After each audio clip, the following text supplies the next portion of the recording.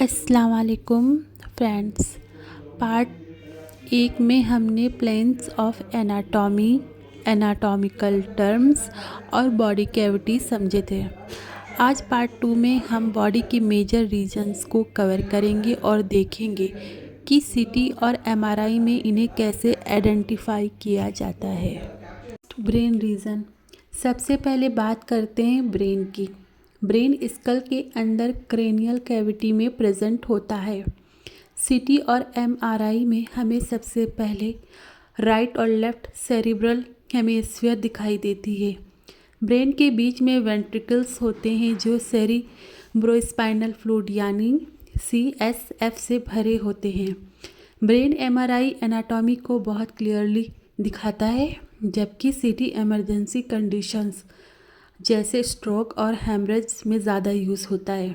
अगर हम clinical importance की बात करें, ब्रेन ट्यूमर, स्ट्रोक, हेमरेज और हाइड्रोसिफेलस को आइडेंटिफाई करने के लिए ब्रेन एनाटॉमी का नॉलेज बहुत इम्पॉर्टेंट होता है।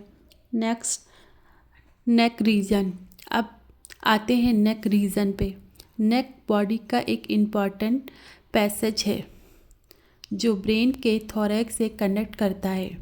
इस एरिया में ट्रेकिया, ईसोफेगस, थायराइड ग्लैंड और मेजर ब्लड वेसल्स होते हैं। सीटी और एमआरआई इमेज में trachea air field black structure के रूप में दिखाई देती है।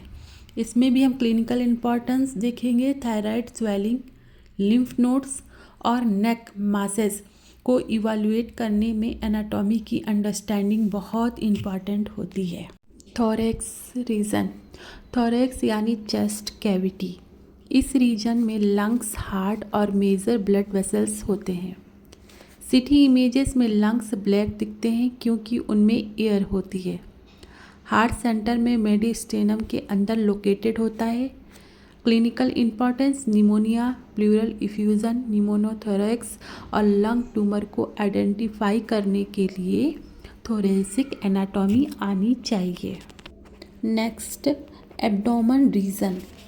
एब्डोमेन बॉडी का सबसे इम्पॉर्टेंट ऑर्गन कंटेनिंग रीजन है। यहाँ liver, gall bladder, spleen, pancreas, kidneys और इंटेस्टाइन्स प्रेजेंट होते हैं।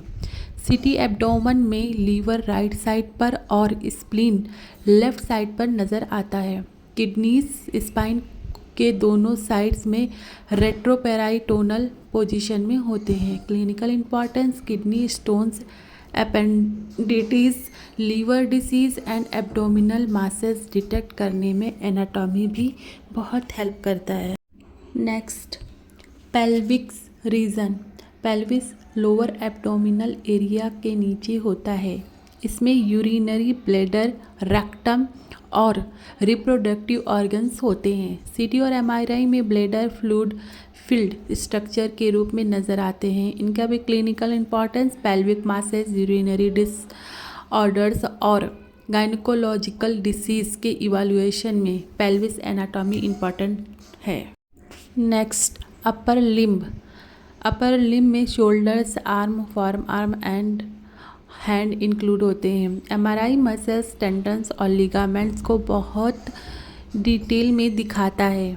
Clinical importance, sports injuries, fracture और नर्व इंजरीज एसेस करने में अपर लिम्ब एनाटॉमी का नॉलेज होना बहुत इम्पॉर्टेंट है। Next, lower limb. Lower limb में थाई, नी, लेग और फुट इंक्लूड होते हैं। एमआरआई नी एग्जामिनेशन रेडियोलॉजी में सबसे कॉमन स्टडीज़ में से एक है। Clinical importance, ligaments, tears, muscles injuries और फ्रैक्चर्स डायग्नोस करने में lower limb anatomy important role play करती है।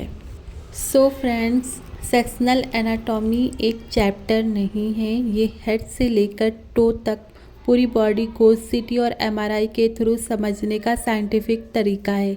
जब आप नॉर्मल एनाटॉमी अच्छी तरह समझ लेंगे तभी आप एबनॉर्मलिटीज़ और पैथोलॉजीज़ को आइडेंटिफाई कर पाएंगे।